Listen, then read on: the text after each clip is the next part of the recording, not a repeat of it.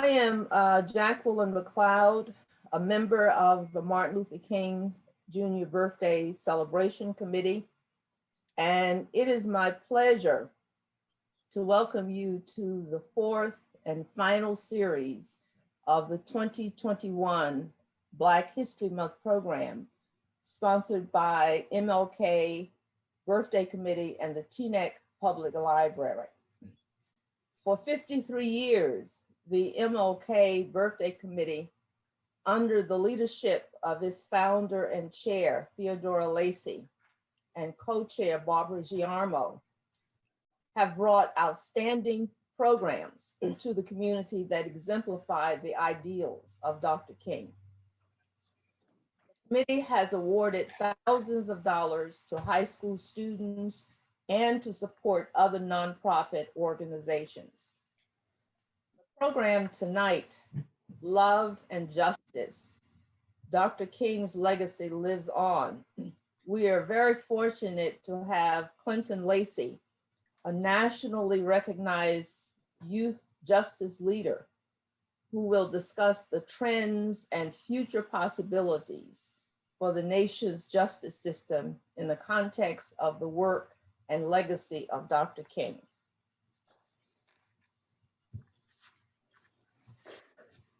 Clinton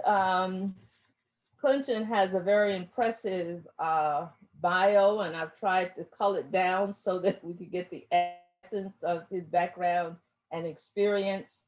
Clinton Lacey was appointed by Mayor Muriel Bowser as the director of the District of Columbia Department of Youth Rehabilitation Services, DYRS, in 2015. Before joining DYRS, Clinton had more than 25 years of experience working with youth and families, 19 of which have been focused on the field of juvenile and criminal justice. Clinton joined the New York City Department of Probation as the Deputy Commissioner for Adult Operations in 2011. In June of 2006, Clinton held a project manager position at the West Hayward Burns Institute, working in several jurisdictions around the nation with stakeholders engaged in the Institute's process of addressing racial disparities in local juvenile justice systems. Clinton also served as the director of the Youth Justice Program at Vera Institute of Justice, where he oversaw technical assistance project focused on the reform of New York State juvenile justice policies. From 1972 to 2004, Clinton operated as the Associate Executive Director of Friends of Island Academy, developing and managing services for 16 to 24-year-olds involved in the juvenile and criminal justice system of New York City. Clinton is an experienced trainer, facilitator, and keynote speaker on such issues as racial and ethnic disparity, transitional discharge planning, comprehensive reentry services, gang intervention strategies, and overall youth and human development. Clinton has a BA in Latin American and Caribbean history from Herbert H. Lehman College, City University of New York, and is a graduate of the Institute for Not-for-Profit Management at Columbia University. Now, that is a very impressive resume, and Clinton may live and work in Washington, D.C., but the township of Teaneck will always claim him as ours. So welcome, Clinton. We're very pleased to have you this evening. Thank you so much. I appreciate being here, the opportunity to share some thoughts and to engage in a discussion, and for the very kind words and the introduction. And I definitely claim Teaneck as well, and Bergen County in the area, the region there. Growing up there was certainly a unique experience, and certainly was fortunate enough to grow up in a family and an extended family that conversations around the plight of Black people, African-American people, and people of color, and all marginalized and oppressed peoples was a sort of common conversation at the dinner table or on the long car rides back south to visit family. And I'm sure my experience isn't too different from many people who grew up in the area. So there's a long history of struggle, of consciousness, of attempting to really force and struggle for the realization of the ideals that this nation speaks of. And obviously that struggle continues today. I'm really happy to have the opportunity tonight to just take a slice out of the vast history of the struggle and look at a particular angle, which is the angle that I've focused on over the course of my career working in youth justice, and just talk about really to expand on and explore the roots of our system. And justice is just one of our systems, and they all, in some ways, work together, and in many ways, they've all failed at this point to really confront the issues that go back to the foundation and even before this nation was founded. Yet the struggle continues. And so, you know, we entitled this conversation on the theme of Martin Luther King, who in so many ways, on so many levels, his work, his dedication, his achievements, and his ultimate sacrifice are so relevant to everything we've been through throughout history, and certainly what we're facing today. And you know, his vision and his work, as we all know, was so centered on love. And I think, and certainly nonviolence and humanity and unity of human beings on planet Earth, and which is such high ideals and aspirational. And I think at times, Dr. King's legacy gets reduced and compromised. At least there's an attempt to do that, whether wittingly or unwittingly. And he gets reduced to a holiday, or even a dream that's not attainable, an abstract concept, but not tangible, clear, thoughtful ideas and actions that can be taken. And anybody who was around and has studied him know he was a man of action, as well as a man with great dreams. And so when we talk about Martin Luther King and justice, it really is the bedrock for me and the foundation of my thinking. Martin Luther King essentially said that true justice in its comprehensive context is an act of love in public. Cornel West, Dr. West would follow that up, and obviously a student and one who continues in the legacy of Dr. King. And he said that justice, true justice, is an act of love in public policy. And so that concept of love and policy, love and public policy, is one which has certainly intrigued me, and one that I've tried to pursue in the various opportunities that I've had, starting at Rikers Island with youth some almost 30 years ago and up to this day.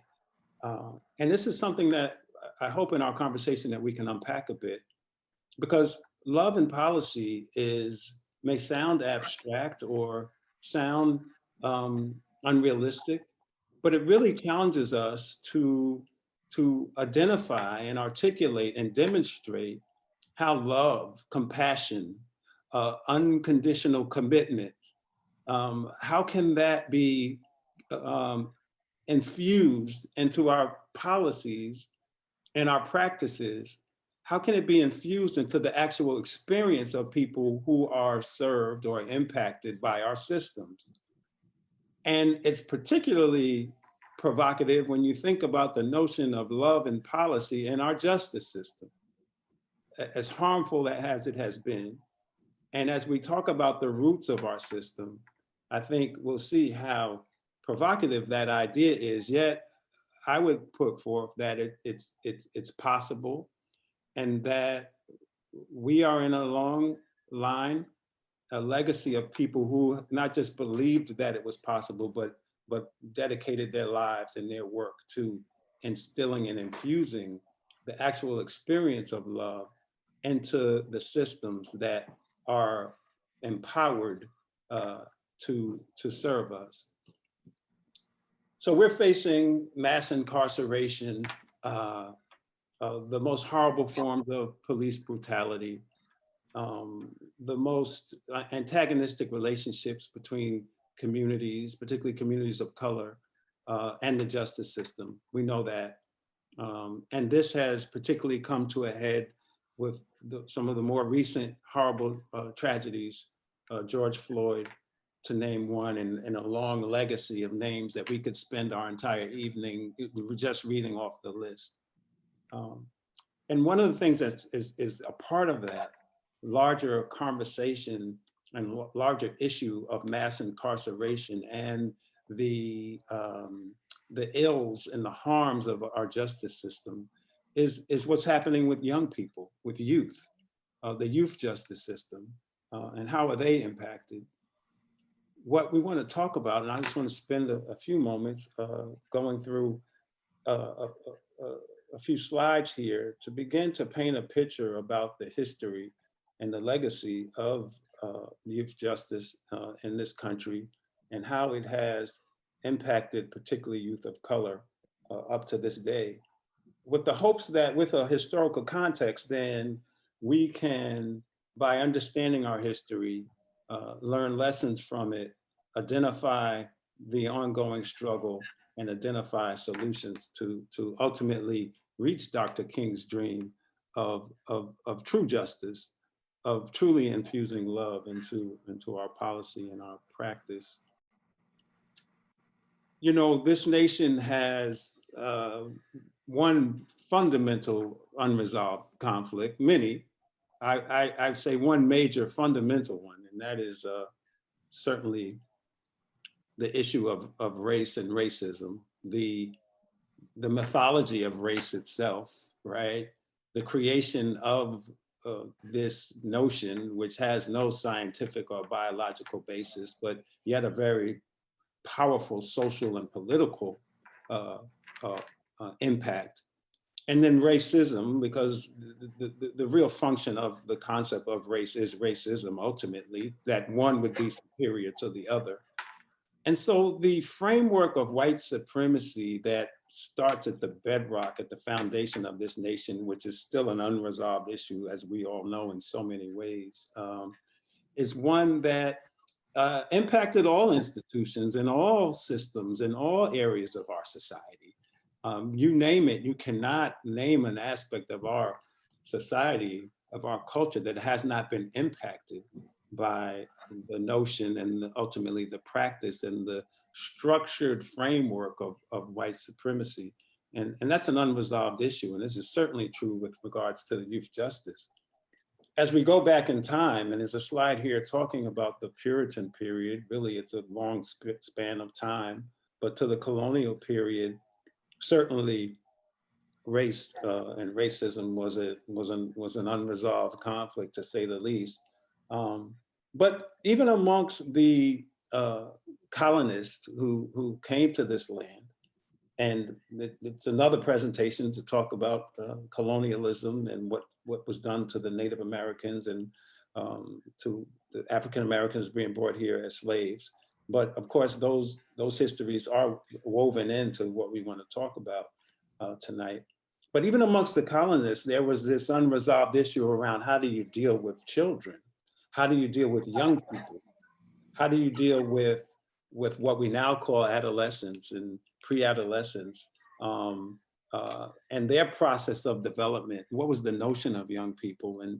And so even back then, during this general period of time, obviously these photographs are from later periods, but just to paint a picture that, you know, of course, youth at that point, young people at that point, children were seen as as units of labor, as people who could help families survive and eat. Large families, many children would die of disease. Of course, we know that history. But children worked. And there were none of the social structures that we think of today that we take for granted today in terms of institutions. So essentially the family was the unit of social control, right? There was no, at one point, no police department as we know it, certainly no court, no juvenile court for sure, which we'll talk about. And essentially local elites were the ones who resolved conflicts. Children were presumed to be born in sin, which was, of course, was a legacy of the religious traditions of the colonists who came here. And that evil must be worked out of them, in fact. And what's interesting that the first juvenile law that was passed in this society, in what would become the United States of America, was the Stubborn and Rebellious Act. And this was in the 1600s, the first juvenile law. And this law said that children, interestingly, at the age of 16 or older, if they were incorrigible or ungovernable, these were the terms that were used, essentially misbehaved, that they could be put to death, in fact, that the death penalty. So there was a juvenile death penalty at the very roots, at the foundation of our nation. And it's just been recently in the last few years that the juvenile death penalty has been, some progress has been made. You know, it was under 18 up until just a couple of years ago. And arguments were made at the Supreme Court to raise it to 18, which is still what I would consider an arbitrary number or age in terms of youth development and adolescent brain development and what we consider children or young people to be. But with that said, these are the roots of youth justice in this country, you know, in this society. And so if you can think about that, and now let's apply some of that thinking, that framework, right? That viewpoint and perspective. And now let's apply that to what would happen to youth of color as they came to our society, as slaves were brought, and as, of course, the Native American population was ultimately put on reservations and largely exterminated. Well, we're going through a long period of history in a short period of time. We got a few minutes tonight, so obviously this is just a very general overview. But there was evolution of thinking taking place in this society for sure. And so by the 1800s, we start to see a shift in our society, and so much of it is driven by emerging thinking, the growth and the impact of scientific thought and learning and knowledge. And so we move into the quote unquote Enlightenment period, where there is now an emphasis not a belief that, at least endured by those in power, that children were born in sin and it had to be worked out of them, but that in fact there were environmental impacts that caused children to act and do the things that they did. And so it's during this period of time that you start to see the emergence of formal institutions to address the issues of young people. Okay, and you know, the Industrial Revolution created urban centers, and the emergence of cities on large scale that we now take for granted emerged during this period of time. And in those cities, of course, as industrialization and urbanization took place, large numbers of people came to these places, and that caused so many issues and problems, from housing to healthcare to employment and what have you. And one fallout of that, of course, was many children were impacted by the struggles of their families. And so it was very common in urban centers to have children wandering the streets, you know, without supervision, wayward youth. And, there's films about that, like Oliver and these kinds of films that sort of depict what was happening in this period of time with children who were just out and about. And some of them were simply begging for food. Others began to steal food and these kinds of things. But this notion of a juvenile delinquent really took hold during this time. And you had the first of institutions that would pop up around the nation was the New York House of Refuge. And now these houses, these large institutions, these large mass orphanages were still essentially, grounded in religious tradition, right? And so we still see today that in terms of major charities, Catholic charities, right? From various faiths, you'll see these strong social service histories that grow, and they grow out of this time frame when these institutions were created. And so wholesale children were swept up into facilities, essentially, without regard to exactly what had happened to them. Where were their parents? Were they runaway? Were they just running around? Were they what we would now call a person in need of child welfare services? Were they neglected and abused? Or were they delinquent? So there was really not much of a distinction made between those circumstances, but just these were some troubled and troubling young people. And certainly people of good faith and good intention were behind the movement, to be sure. But it turned out to have many serious negative and adverse impacts. And here we can begin to trace the history of the particular disparate treatment that youth of color received in these institutions. If and when they were allowed in them, the treatment at that point, you could already see stark differences in terms of the living quarters inside of these places, how they were treated with regards to food and clothing and what have you. And so it's during this time, right at the turn of the century, in 1899, to address what was happening, the creation of the first juvenile court in Cook County, Illinois, Chicago. And this proved to be a major point, a major turn in development in the history of youth justice. And we can really then begin to see, in addition to what I just described as in terms of the horrible treatment of youth of color, at that point, we can begin to trace that up until this day.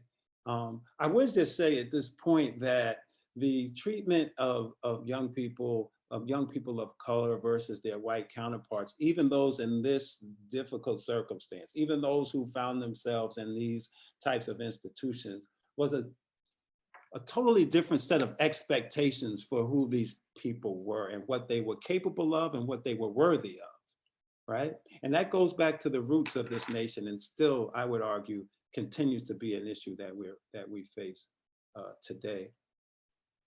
So the Enlightenment period then. Well, not so enlightened when it came to Black children and youth of color. And so you can see while science and technology and industry is growing, institutions are growing, formalization of services and responses to children is growing. And quite a bit of resources are going to this. There are some fundamental notions and attitudes that informed what would happen, as you can see, that Black kids were beyond redemption, that they could not be reformed, that it wasn't within them to be so reformed, that they were inherently not just inferior, right, but unworthy of support, explicit in the South, implicit in the North, where there continued to be segregated facilities with regards to youth facilities. Again, these youth facilities were a combination of what we now would call delinquent youth or bad kids, right, quote unquote, and child welfare, abused and neglect kids, or what people might call sad kids. It was sort of all blended together. The use of cheap labor, which is also certainly a legacy of slavery, that young people were brought into as slavery continued. We'll talk about momentarily Slavery by Another Name, which is a film and a book that talks about the convict leasing system. Children of color were put into these work camps. And with regards to the native populations who had been nearly exterminated, but those who had survived that horrible period, of course, they were marginalized and isolated onto reservations. And the notion of them was that if they could be saved or civilized or reformed, they would have to be assimilated and renounce their culture. And so you see a slide here, which I think speaks 1,000 words in terms of how juvenile justice or youth serving institutions saw youth of color in this country, right? So Lakota boys before boarding school, Lakota Nation, also known as the Sioux Nation. As you can see, a picture speaks 1,000 words. On the left, they are in their native clothing. Their hair is worn traditionally, their feathers. We know that they were then speaking their native language. They were practicing their native religion. And then the after shot is after they were quote unquote civilized, cut their hair, dressed them in quote unquote Western clothing, forbade them from speaking their native tongue, forbade them from practicing their native religion. And this was the notion of what you would do if you were going to help these children, taken from their parents, taken from their families, taken from the reservations where they lived. An example of what was common, what was accepted, what was standard of youth justice at that time. I referred to the convict leasing system earlier, a moment ago, which essentially re-enslaved people who had just been, legally freed through the Civil War and the Emancipation and, of course, the 13th Amendment. But children, teenagers, young children, pre-adolescents even, along with grown men, were railroaded back onto these plantations and work camps and leased out, worked for free under poor conditions, but were leased out in a sort of profit-driven scheme for them to continue to work. Now, this was built in to the justice system, and another conversation, and another time, is this is also the legacy or the roots of our prison system as we know it, with regards to how it relates to people of color, and our police system, as we know, it has its roots in the patrollers who went out to find runaway slaves during slavery, or those who had been criminalized and therefore had become fugitives even after slavery. Again, built into our justice system, baked into it from the early times. Well, meanwhile, life is complicated and the struggle continues in many ways. We spoke about the founding of juvenile court in Cook County at the turn of the century, into the 20th century.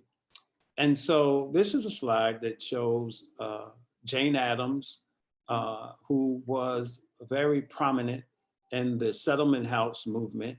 Hull House was one, or perhaps the first or early of the settlement houses, where social workers and other youth and family workers would establish themselves in communities and go out and do the work of engaging youth and families, trying to understand what the impacts were, what were the environmental impacts, what were the social drivers of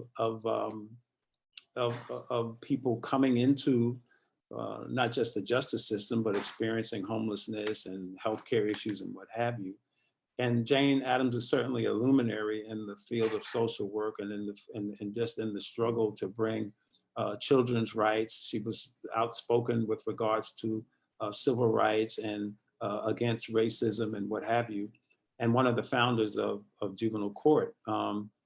She and the movement that she represents, and many people obviously with her, were responding to what was happening with these large institutions and the way they were treating all children, certainly the way they were horribly treating Black children, what was happening to Native youth as well.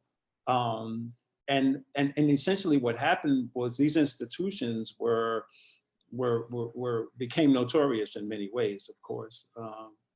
And so the founding of juvenile court was essentially based on her and many people's belief at that time who were advocates that children were impacted and that their behavior and their circumstance was not their fault and was a result of their environment and a result of the political and economic and historical factors that put them in the circumstances that they were in. And that juvenile court would take into account when a young person was in trouble or wayward or quote unquote delinquent, would take into account what was it that had happened, what were the factors, and how could that young person be helped essentially. She's quoted as saying that juvenile court would serve as any kind and just parent would treat their own child. That was the hope, that was the wish of Jane Addams at that point. But of course, that wish would meet many challenges, many of the legacies from the very founding of this nation that we've talked about would endure and in fact expand. So between 1900 and 1950, the juvenile justice system expanded dramatically. In 40 states, over 40 states had juvenile courts in various counties that were set up. And prior to that, there was no such entity. There was no such thing as a juvenile court, right? Juveniles were not thought to have had to have rights in that sense or a voice. And we spoke about, the treatment that resulted for that. But as this system expanded, the hopes and wishes of Jane Addams and other great advocates were in many ways they were not met, and in many ways, in fact, the opposite. Services for youth of color remained, if a priority, a very low priority. And so the institutionally ingrained racism that was at the bedrock of our nation and at the early stages of the development of a youth justice system persisted. Facilities remained crowded. And in fact, these juvenile courts turned into conduits that essentially processed youth through juvenile court and back into these large institutions. And so in many ways, the experiment soured. And as you can see the picture here of a child who being punished in one of the juvenile camps that he was sent to via juvenile court, in the 30s. And so what was happening to youth of color continued to paint a really horrible picture. A couple of examples I just want to show here of the disparity, right? The difference treatment. And again, pictures and words speak, and images speak 1,000 words here with regards to, again, the different perspective, the different set of expectations, right? The different value. It's so interesting. The Black Lives Matter movement is talking about the value of life. That's essentially what it's saying, right? And addressing the issue of the devaluing of Black life, right? And how that manifests. And so even in the juvenile justice system, we can see in 1911, the Alabama Boys Industrial School, it looks like and sounds like a fine institution, right? That you might have to apply to get into if you didn't know better. But this in fact was for the white children who had gotten into trouble and weren't able to navigate and be successful in regular school. But we look at its counterpart and even the name of it, the Alabama School for Negro Lawbreakers. you don't have to say much about the disparity there. And if you look at the picture and imagine the conditions there, it says so much about the disparity that define youth justice. Another example of that is in Memphis, which I think is perhaps one of the most stark examples of the disparity. You know, this facility around 1914 was considered to be a state of the art, in fact, in terms of an architectural achievement. This facility had residential quarters. It had a fine cafeteria. It had a swimming pool. It had a gym. It had things that you know, many places don't have now. And this was the juvenile court for white youth in Memphis at that time. Again, this speaks to what then does the justice system think is possible for white youth? What are they worthy of? What should be invested into their well-being? Those who have fallen off the track, right? How can we bring resources to support and nurture and engage them to get them back on track? Its counterpart in the same year in the same city, the Black Juvenile Court, was a shack. It did not have a judge. The judge, the person who served as the judge was the local police officer, not a trained lawyer, had open sewage in the back. And I could go on and on about the conditions of this place at the same time. So now this, again, paints the picture of the disparity and the disparate value placed on life and the disparate resources that would be given to youth of color. The Chung May Home for boys out west. This is a picture from Oregon. And it's the whole history and legacy of these children being taken from their homes and placed in institutions. Again, quite similar to what we talked about with Native youth with regards to the process of deculturation and assimilation, taken from their families. Overall, sharing with the youth of color this notion that they were not really capable or worthy of what their white counterparts would receive. I always find this picture of the Oregon boot to be really interesting because it sort of reminds me as the forerunner to what we now use in terms of electronic monitoring bracelets. The technology has advanced, but there's still this notion of really preventing or greatly limiting mobility. And it's not to say that electronic monitoring may have its place in the scheme of ways to keep people out of horrible institutions, but it's interesting to see the roots there in this picture. Well, we jump on up into the quote unquote modern era, and there are a few major things that took place. And I think like all of the history that we've described up to this point, it's a really key piece here that I just wanted to highlight and a few more slides in the last few minutes of my presentation here. So major milestone with regards to youth justice and juvenile court. While juvenile court had been founded in 1899, with the great intentions that I talked about, and then with the woeful outcomes that we also described, during that time, it was not in law that children actually had due process. It was a notion that they had human rights, right, that should be respected. But legally, they did not have the right to due process.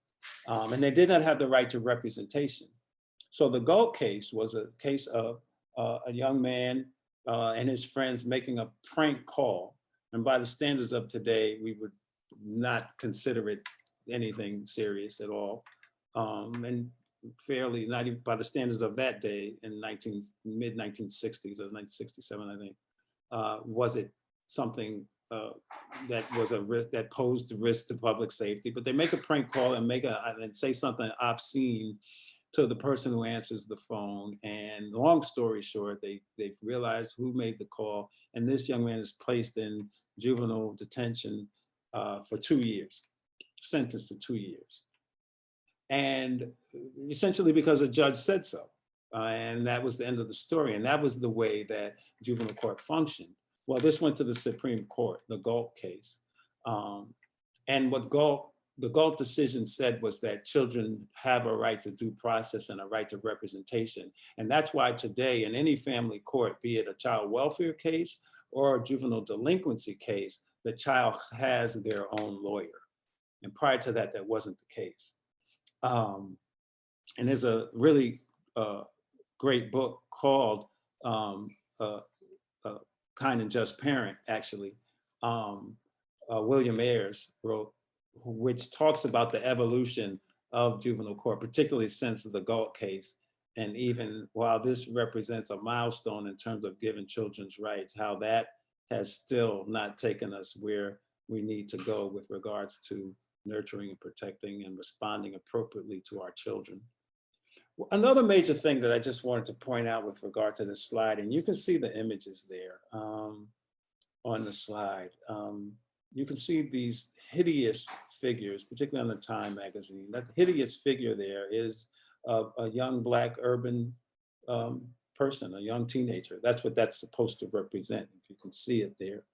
And this was the one of the representations, along with the constant barrage of images on the 5 o'clock or 6 o'clock news, the 10 o'clock, the 11 o'clock news of Black men, particularly young teens, youth of color, as America's greatest nightmare, the biggest threat to our security.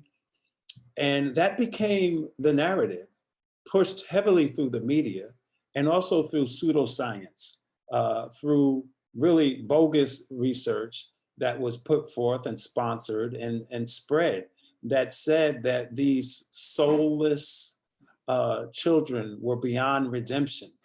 Interesting, not a different statement than we saw that was made and demonstrated at the 200 years prior, right? 150 years prior.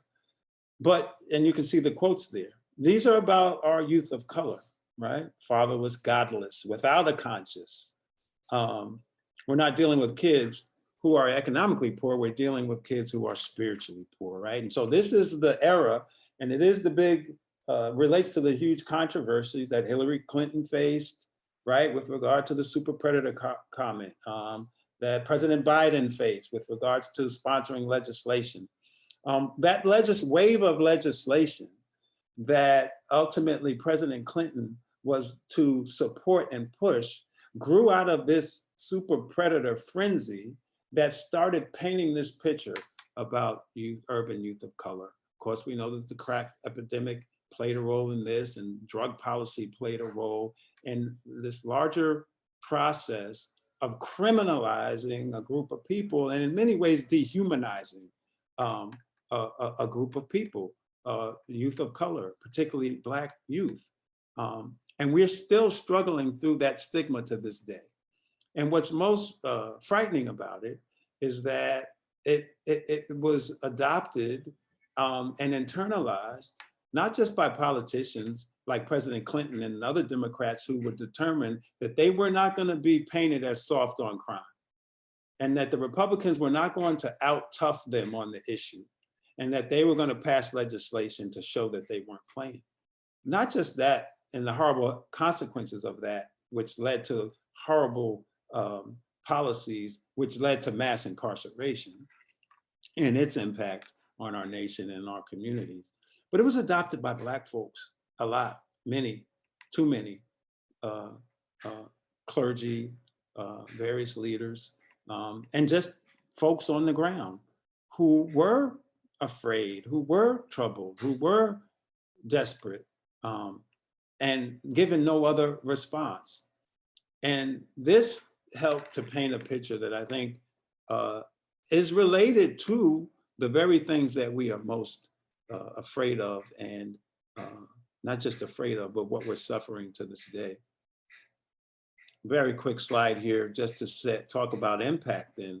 You know, initially the youth justice system, because youth was such a low priority, we weren't formally, Black folks weren't formally in institutions. When they were in the basements, literally and figuratively, right? But again, deemed unworthy so often of even the service side of these systems, right?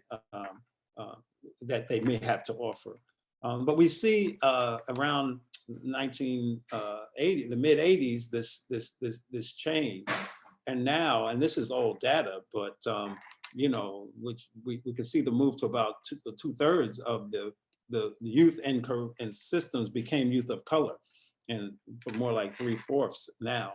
But just to show you a trend that took place, and that super predator era was a critical point in our history where we start seeing the proliferation of youth of color in institutions. And when we also start to see, with regard to adults, mass incarceration, again, which was disproportionately brought on Black people and Black communities. This is a slide just to show, and it's also dated, but it just gives you a little sense of the disparity of looking at national detention rates. So out of 100,000 youth, per 100,000, you can see the rates of incarceration in detention centers and how disproportionate and disparate the numbers are between Black youth and their white counterparts. And so where does that let us, right? It's led us to what we began to hear, you know, several years ago, and for many of us, we've never stopped hearing it, of these incidents of ridiculous arrests and criminalization of children of color. You can see some images there. You can see the little girl being arrested by police. Now, I don't know what a 5-year-old did that needed that kind of treatment. And the images sort of speak for themselves with regards to children being removed from their homes and what have you, as a result of these policies that became standard to our system. And I think ultimately,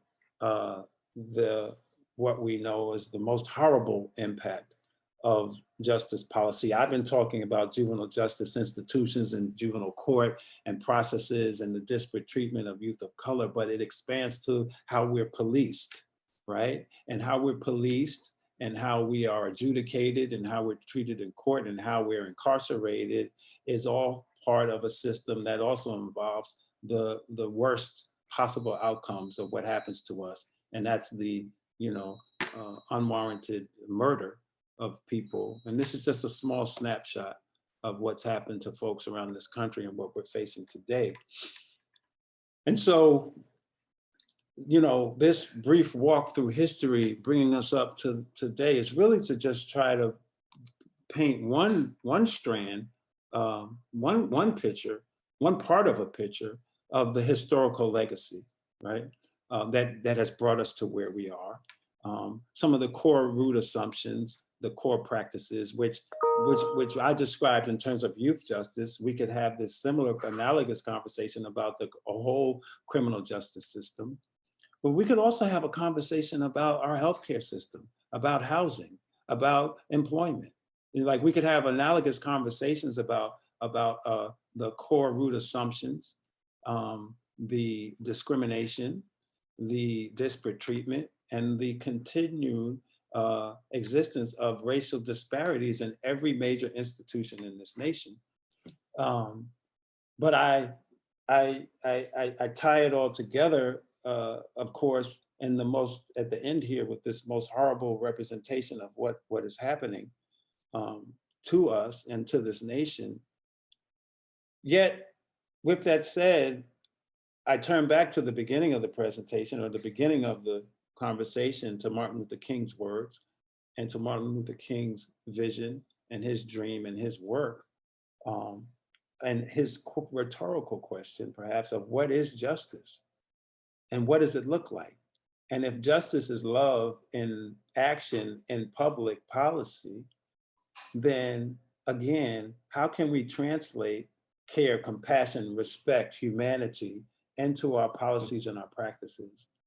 And I think that the outcry about mass incarceration, the advocacy around youth justice, the advocacy that rightfully screams Black Lives Matter, even the defund the police cry, which strategically wouldn't have been the language I would use, but I think what that's saying is stop investing in a system that's killing us and treating us as such. Invest in policies and practices that value our humanity, that affirm us, that help heal us, that nurture us, and that position us to be empowered, that position us to exercise our civil and our human rights. And so this wasn't a presentation that so much focused on how exactly we do that. I guess that would be another presentation, some ideas on how we can invest, but just to paint a picture as to why it must be done, and why we must invest in our leaders in the community, our natural leaders, those many of whom have been impacted by this system that I've described. That's been the work that I've been doing most of my career, and particularly now I'm really focusing on investing in local leadership of folks on the ground who themselves have struggled with this very system that we've talked about, who are doing amazing things to support youth and families. And that if we can confront these issues and confront this horrible past, and not ignore it or try to hide from it, then we can begin to have a more, I believe, productive conversation about how we use our resources. How can we build a truly loving society, as Dr. King would tried and did such a great job of pushing us to do. Thank you.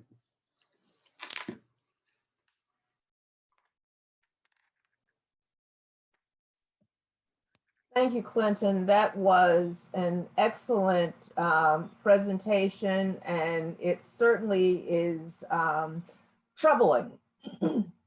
And one of the thoughts that kept going through my mind is the fact how the church, religion, played such a role in setting some of the patterns as to how children and everyone really were treated. And I think many times, I think now they're beginning to come to grips and trying to reevaluate those positions and whatnot.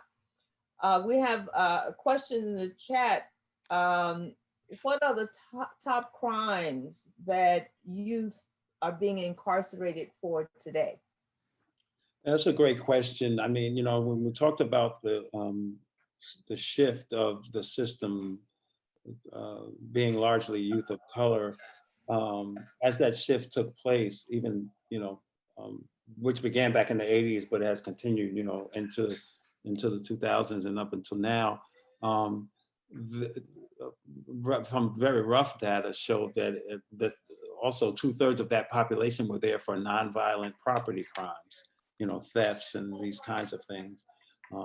There's also an issue of what we call status offenders, children who their offense is only by virtue of their status as minors, meaning truancy or running away or these kinds of things that would not be a crime if you were an adult. And a problem that this nation still has, and laws are just now being passed to prevent the detention and incarceration of those children. So you still have large populations of kids inside of institutions who are there for not just nonviolent offenses, but if categorized as violent. We're talking about school fights. School policy is a big piece of this as well.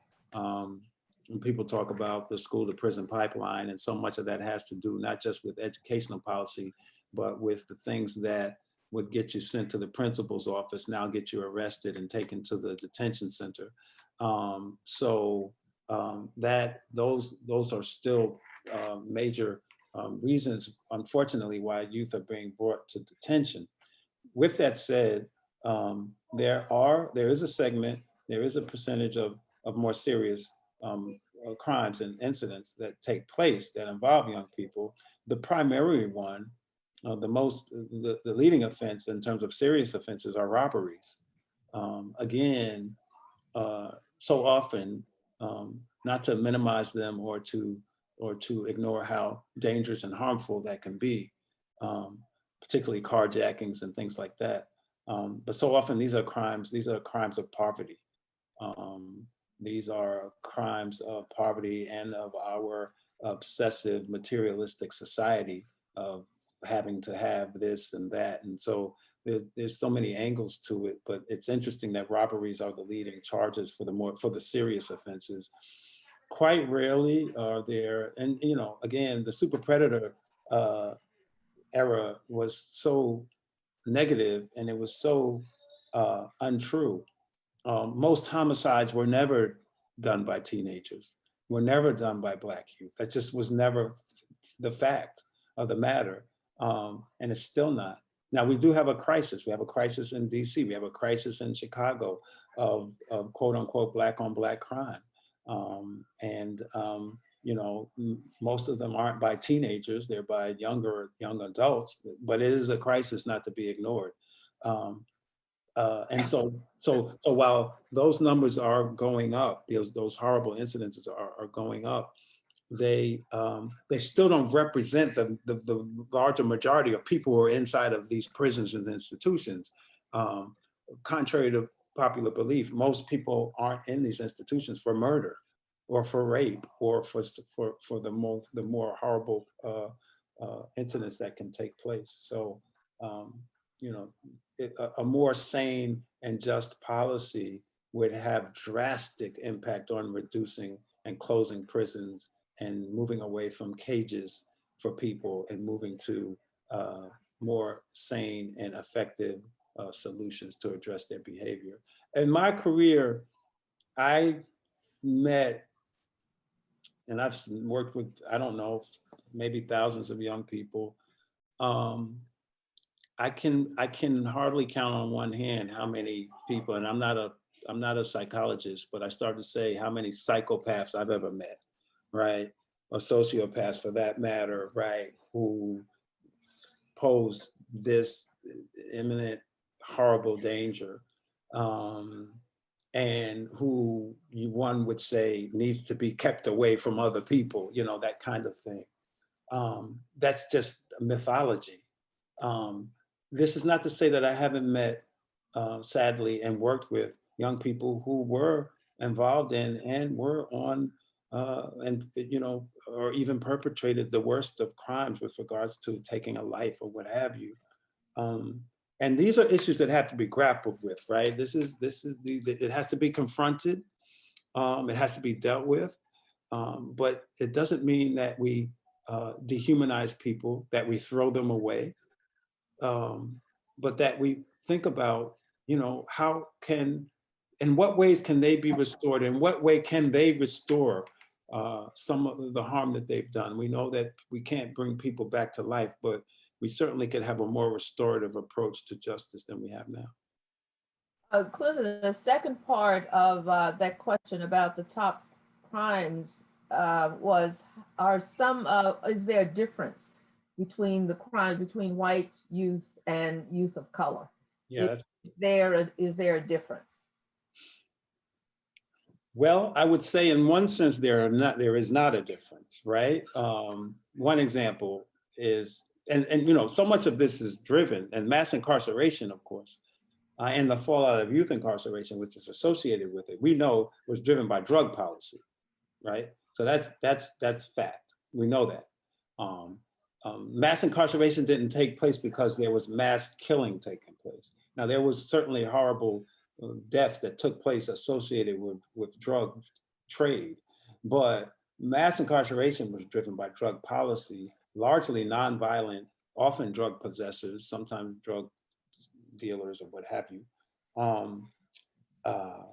And we know that whites use drugs at a slightly higher rate than blacks, actually, in terms of the data, very close, right? So that's one, and I point to drug use and abuse and sales as a key example to answer that question, because there really is virtually no difference between that behavior, but there is a stark difference between, not just the difference between, you know, the famous crack cocaine versus powder cocaine disparity, right? And crack was more prevalent in Black community, and the mandatory minimum sentences were off the charts for Black people with crack, whereas a white person could have 10 times more powder cocaine and not receive anywhere near that. That's a fact too, but how they're even policed in the first place. And so you can go through the span of crimes that are committed, and Black folks commit them and white folks commit them, right? The disparity is in the treatment. White community is not policed the way the Black community is policed. And at every step through the system, we see disparate treatment. So white youth and Black youth charged with the same crime, statistically, drastically different outcomes in terms of what's decided, even at the point of arrest, at the point that they go to court. When the court makes a decision, well, we're going to formally charge this person, we see disparity taking place there for the same offense. When we get to the point of sentencing, we see disparity for the same offense. When we get to the point of length of time in prison, we see disparity for the same offense. So it's not so much of different crimes. And, you know, certainly living in poor Black communities have a certain nature of offenses, right? A certain sort of type of thing that happens in poor places generally, as opposed to more affluent places. But that's a matter of sort of style. It's a matter of certain factors and those, but it's not so much that, which some argue, you know, Clinton, what you're saying is true, and it's really sad that Black people are forced because of their poor circumstances to commit such horrible crimes. And it's like, they're not doing things that white folks aren't doing, right? So that's how I would answer that. Okay. Another question we have is, what are some of the, what can we do to help stem the school to prison pipeline?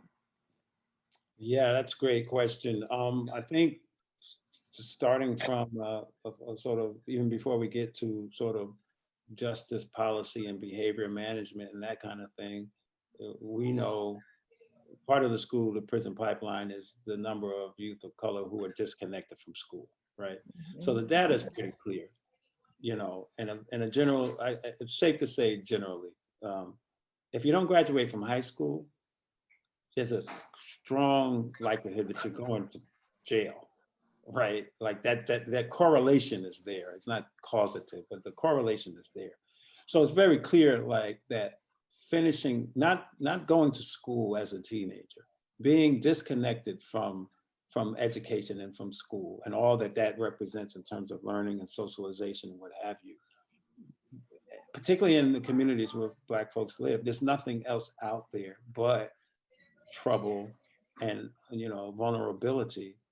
And so the school to prison pipeline is both literally from the school, but it's about school age kids who have been failed by our educational system and by our larger society, right? Who are disconnected, who are marginalized, and they're ending up in prison. With regard to school policy itself, though, I mean, the correlation between special education designation, right, IEPs, and people ended up in prison is also very interesting. And the politics around that.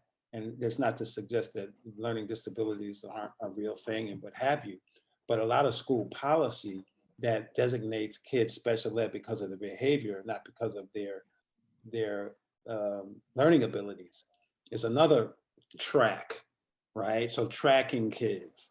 And then just pure school policy, like school resource officers is a big issue. Those are police officers inside of schools. In many places, they have turned out to be the conduit for kids to get arrested. Like, you know, not to embarrass my mom here, but, you know, I went to the principal's office a few times, sat with the vice principal for a couple of days, you know, And these days, for the same behavior, you'd be in a police station, you'd be in a detention center for that behavior in many places. So those kind of policies are just, and then schools don't want to take the kids back, which is another issue. Particularly after a certain point in the year when they've gotten funded for that child, they don't want them back because they represent trouble for them.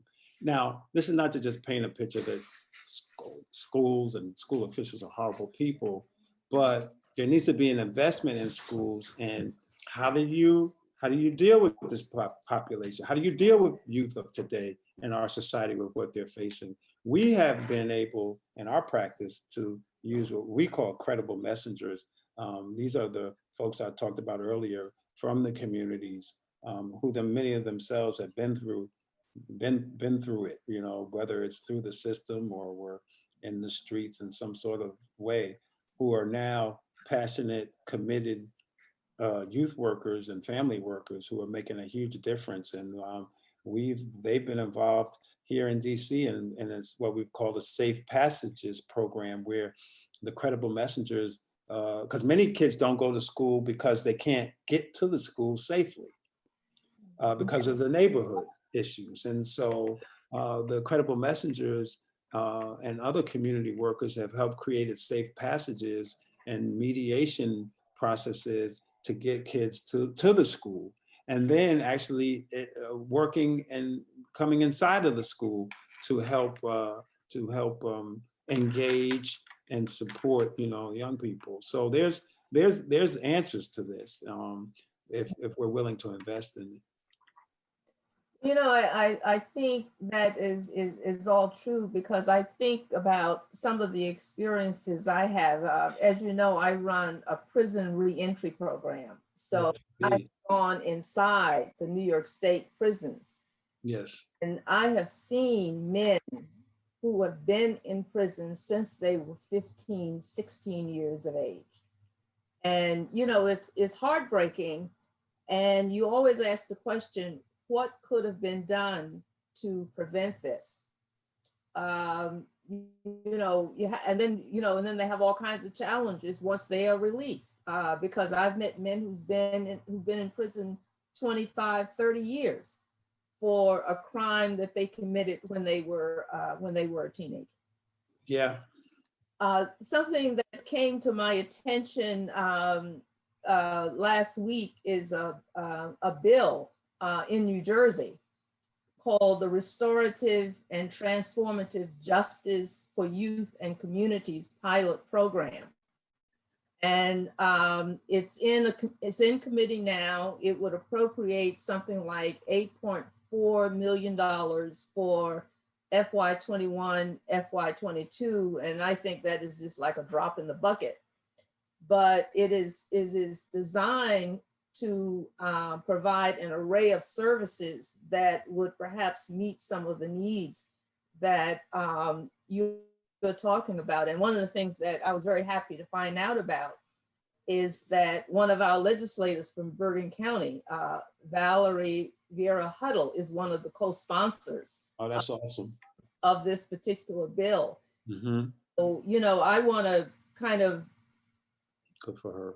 Top of it, because I think we need to make sure this is the bill that is implemented, because it is a beginning, because from what I see, it will provide not only mental health services, substance use disorder treatment and recovery, education support, financial literacy and debt, life skills support. So it seems to be a very comprehensive bill. So at least there is a beginning. So I am hopeful there. Absolutely. You know, I'm glad you mentioned that legislation, and there is similar legislation in various parts of the country, you know, that are beginning to trying to address this issue. Some limited legislation from the federal level, the First Step Act, which starts to try to bring some rationality to our justice policy. When you were speaking quickly, I just wanted to say, you know, and which you are well aware of, I know, and been involved in the work of senior citizens, of people dying in prison. I mean, there are people who can't walk, who can't move, who are literally dying in prison of old age, and of ailments that they could certainly be better treated, receive better treatment in the community. And it's just insanity that we have folks in jail for 60 years, right? Like who are we protecting, right? It's such a political, punitive, punishment-based approach that's insane, even from an economic point of view. The millions of dollars that we spend on incarceration, billions, and the percentage of which are spent on people who will be of no harm to anybody in the community is absolutely insane. But I think one of the things that's important is that we, one moment I would also digress to say, with regards to the juvenile, as you spoke about, there are huge numbers of people in jail doing life who were sentenced as juveniles. And I didn't even talk about the adultification of youth, right? So charging them as adults, teenagers as adults, and juvenile life sentences. And it's so sad that, and disturbing that we'll have people vehemently oppose their release at 50 years old when they went to prison at 16. And this is, again, it's not to minimize the pain and hurt of victims, those who've been hurt and harmed. Often so much of the harm has been in the Black community itself. And it's really the policy of people in power, prosecutors and others. And there's some good prosecutors doing good work to change these things, but this system is so sick in terms of what it's doing, and it's so wasteful. And I think that it has to become more of an issue when we go to the ballot box. Like, and I'm glad to see that criminal justice reform is becoming more prevalent in the conversations, but we got to really get specific. And I'm so happy to hear what you're talking about in terms of the progress that's being made to address these policies. I was on a Zoom call last week that was addressing some of the exact thing you were speaking about releasing the aged. Yes. And there's a bill in the New York State legislature right now for releasing people after age, 55, and especially, after they have served their term. Yes. And I'm happy to say that the bill did come out of committee. So I'm hopeful there will be some change like that. Now, you've probably, you've touched on it already, but there's one question that maybe you could summarize or give some thought to what are the policy shifts that we should seek to change the conditions that you have discussed? The advocacy, the legislation, is always one, but is there something else? Yeah, I think if we go look throughout if you kind of think of the justice system as a sort of continuum, right? So even if we began at policing and our notions of it, and many police, and I've talked with many chiefs, work closely with the chief here in DC, who will be the first to tell you we're not going to arrest our way out of this thing, right? And we're not going to incarcerate our way out of this. Like, so much of what police are asked to do or brought to do, it really shouldn't even be the domain of police in the first place. And so part of this outcry, again, for the defunding or the rethinking, I would say, has to do with, and some practical solutions coming out of that are different types of responses for different types of incidents and issues, right? And so that, not everything, they say if to some people, if everything looks like a nail, they're going to use a hammer, right? So you can't just use one tool. And but while I would argue that there's certainly a need and a place for peace officers to keep the peace and do what many people would agree officers of the law should do in the interest of public safety and helping people, that the criminalizing so much behavior and thinking that police is the answer, I think, is an area for us to look at. So where are the instances where a social worker and a credible messenger ought to be showing up to address the situation as opposed to police? When can we use restorative justice practices? So like if we move up to the point of prosecution, you know, in Chicago is one place I can think of, and there's others where a prosecutor there began with some low-level cases, but then started going to a bit more serious cases, and essentially agreed to employ and have the community employ a restorative justice approach to an incident or a crime, instead of just the normal adversarial process in the courts, right? And so that justice, that the community would feel that real justice was done if the people involved in the incident perhaps could, with the support of others in the community, resolve the conflict, right? Make amends, do something restorative to pay back literally and figuratively. And so that's an interesting movement that's taking place where crime, offense, harm is being addressed not from a punishment point of view. And it's not to say that there are no consequences as a result of harm that's done, right? But that the basis of it isn't punishment. So these are policies. These are real policy shifts that can take place. Prison policy. First of all, you know, I will say, as one of my mentors used to say, some people ain't ready for prime time. Okay, so there may be some people who need an intervention and a safe space to receive some love and some treatment and some care to see if we can get them back into the society. I will grant that. But they don't have to be cesspools of insanity and rape and drugs and abuse, right? That society for so long has sort of turned a blind eye to, and which of course prison guard unions and other political forces have seen as a growth industry. So all these are policy issues that I think we need to address. So we need to rethink policing. We need to rethink our court process, where 90% of the cases are pled out.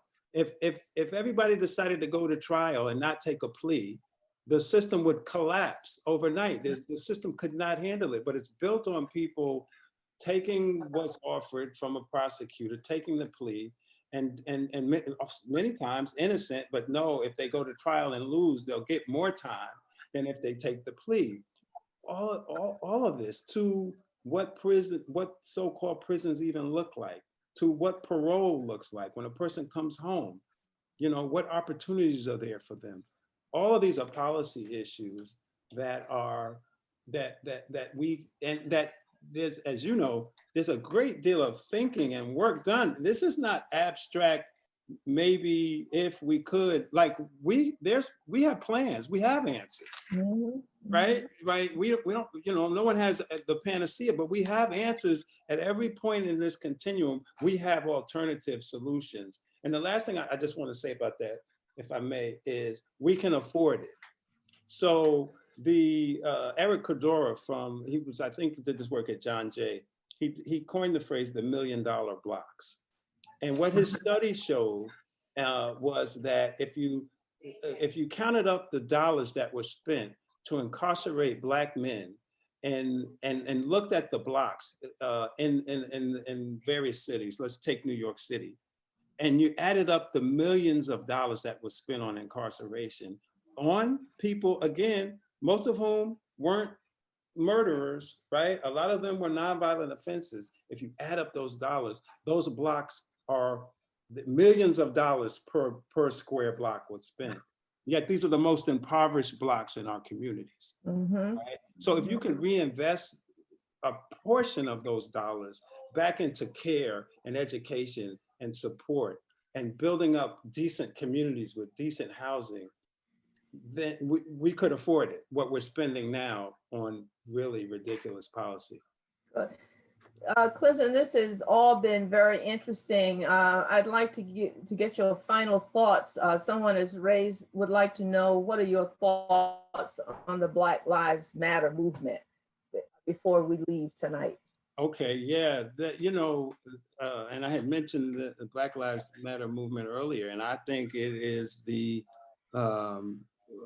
thank God for the movement and for the people who have said out loud what we've been saying, sometimes out loud and in various ways, for 400 years, right? It is fundamental to what's happening here and to our plight, and it always has been. And it's at the very roots. The process of making and legitimizing slavery in this country was to dehumanize, and the dehumanization has taken place throughout history. And frankly, it continues to this day, as we see. Again, if we look at healthcare, if we look at housing, if we look at education, if we look at justice, any institution you want to look at, and you're going to see racial disparities in terms of how Black folks are treated and the outcomes. So I think it's so important. I think that it's critical.